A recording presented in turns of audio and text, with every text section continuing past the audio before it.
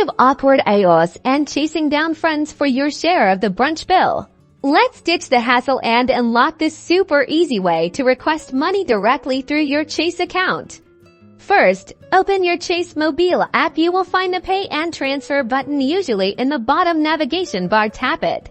Now, depending on how you want to request money, and if the person you are requesting from has Zelle, you are going to utilize Zelle. Look for Zelle on the screen. It will typically be listed as Zelle. Select it.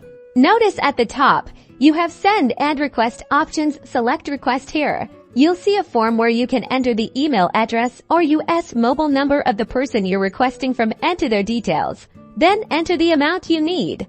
Before you finalize, you'll get one last chance to review the information. You can also add a note. This is a friendly reminder of what the money is for, like pizza night or rent contribution. Please, once you're happy with everything, tap Request. Chase will then notify the person you're requesting from. If the person you are requesting from doesn't have Zelle, simply use the transfer method to request the funds from the individual. If you need to access the main menu from Zelle, look for the 3 horizontal lines and then click it.